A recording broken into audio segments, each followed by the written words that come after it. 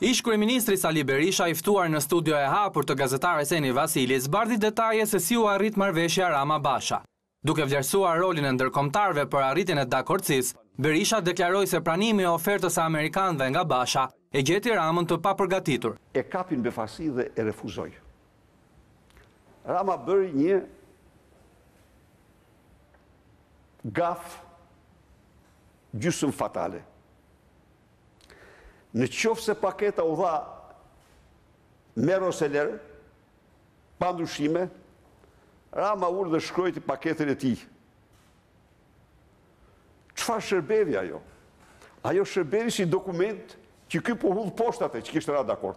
Berisha e quajti të pazëvendësueshëm rolin e çadrës në bulevard dhe u shpreh se prej andej ka dërguar mesazhe direkte Edi Ramës nëpërmjet personave të tretë. I çoja mesazhin atij. I thoja. Ja çoja, asgjë ai kanë thënë apo Rams. E pas sa i dolën ato që thoshte. Po. Nëse nga këto gjitha ne kuptojmë. Jo, i pa se si i kishte parashikimet. Prit se u nda mirë Rama.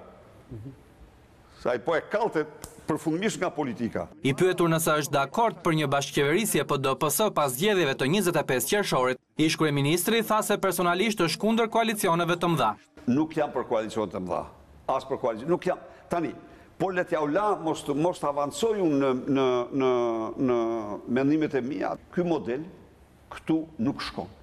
Ish kryeministri Berisha dha gjithashtu këtë shpjegim se pse është kundër listave të hapura. Me lista të mbyllura, nuk jam për listën e hapur. Lista e hapur është e mujshme. Jep mundësi të fortit, të tjetrit, nuk jam për atë. Nuk ju do thoni që kjo jep mundësi kryetarit. Po forcon pushtetin e kryetarit, se forcon pushtetin e kryetarit, ul mendimin ndryshe.